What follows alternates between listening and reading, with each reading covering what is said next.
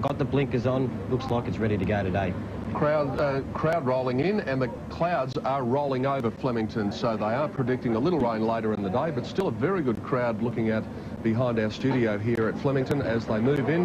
One or two of them just getting a little edgy in the gates, and quite often you'll see here, Letsy, if one decides to go off with the babies, a few of them follow suit. Yeah, especially with the babies, but they're pretty well behaved, aren't they? And as we've said so many times, that the barrier attendants do a wonderful job. They settle the horses down. Simon, you've had the experience over the years with these guys working, haven't you? Oh, they're super, the boys. They get every very good indeed, Pete. Okay, let's go up to Gary Willis and see how he marked them. Yeah, I like the two, Peter. Esprit, it looks fantastic. Beautiful looking colt by Royal Academy.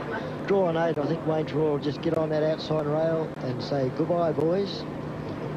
But one I did like to look at was the 5 Cushy, trained by Lee Freeman. Damien Oliver ride, got blinkers on.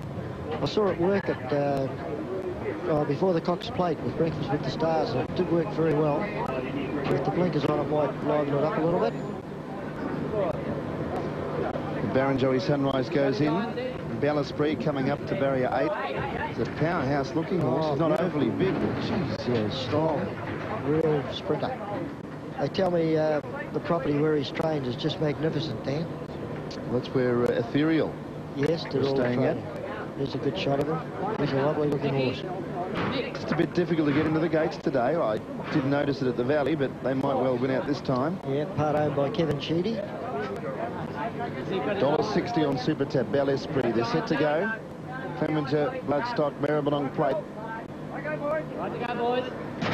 Racing, Esprit jumped away pretty well. He's closest to the outside rail, and they're all going to go across there.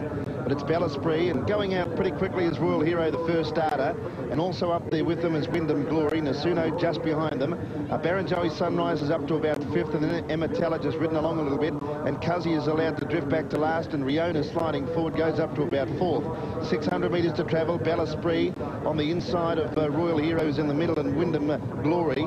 Then came Riona. Trying to get through was Nasuno from Cuzzy, Emma Teller, and 3 or 4 lengths to Barrenjoey Sunrise. Emma Teller ran into bother there as dropping out of it was Riona, but it's Esprit 2 lengths in front. Cuzzy's made good ground. It goes to second with Nasuno giving chase. 200 to go though, and it's Esprit about 2.5 lengths in front of Cuzzy, Nasuno. Then came Wyndham Glory, but Esprit's going to make it 2 out of 2. Trelaw riding him comfortably to the post, till ease him down, wins at 5 lengths. Got a huge future, this fellow. Esprit the winner. Second home, Nasuno. Third, Cuzzy. They came right away from Wyndham Glory, Barrenjoey Sunrise. Emma Teller had a little luck. It should have finished a lot closer than Riona, and Royal Hero dropped out of it. It finished last, the time 57 seconds. Yeah, what a beautiful horse, and well, he did what we thought he would, Dan. He's a lovely horse. He's been well educated. He was just sort of wanting to get away a little bit from the outside rail, but that's just greenness with babies. And I noticed getting to the winning post, because he'd got clear of the other horses, he started pricking his ears and actually moved in a little bit, and Wayne Trelaw just had to straighten him up. But, oh, geez, a lovely looking horse. And strong at the end of the 1,000, like 1,200, you shouldn't worry him either. No, you can see here he's just sort of having a good look at that outside rail. Wayne Trelaw's just riding him hands and heels. Great to see Wayne Trelaw back. You know, he was a great jockey, Wayne. Well, he's still a great jockey. Just doesn't get the opportunity he deserves. Look at that action. If anyone wanted to mock someone or take someone on, he's just got this style all to his own, Wayne Trelaw, hasn't he? Yeah, you can just see the horse here. He just sort of moves in a little bit. He's pricked his ears. He said, you know, gee, I'm doing it easy. And Wayne said, no, keep going, keep getting to the line. He did. He was starting to loaf, wasn't he? Yes. You don't often win Group 2 races that easily. No. He looked super impressive in his track work before Cox Plate Day, won effortlessly there. And every time they win, they're a 2-year-old, you worry about the class of the race, but he makes it look as if he's a very good horse. Yeah, you'll watch him here. He'll just move away from that outside rail as he gets to the line. He'll prick his ears, have a look, but that's just greenness.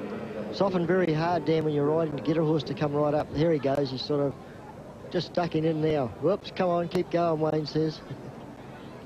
Got those ears pricked. Manicato used to do that. When they're still learning, they can make seemingly little mistakes and win top-class races, Gary. He is. But gee, isn't he a strong-looking individual? Has beautiful hindquarters and by real sprinter. By Royal Academy out of Bespoken, which was a vain mare. Trained by John Simons. John's got a lot of 2-year-olds. He's put a lot of his time into his 2-year-olds. And I'd like to hear him say if he had one better, because I'm not sure if he has produced another horse, another 2-year-old this time in. We'll go down to Mark Aston. Yeah, thank you very much. Well, Kevin Sheedy is the owner of this very, very impressive colt. That was a very, very good win. Yeah, part owner. Very impressive win, Kevin. Well, look, I mean, I've been away, and look, all the accolades really should go to Massillon Lodge. I mean, they've picked a horse for the group of people with Michael Duffy and that, and look, I mean, that's the first time I've seen it run. As I said, I missed the first race in Cox Plate Day, and for that to get up and perform, I think it's won by about 4 or 5 lengths, so really pleasing for, and the kids. I've got some kids here to come along today to have a look. Yeah, well, so how do you feel as an owner being here during the Melbourne Cup Carnival and seeing your horse win?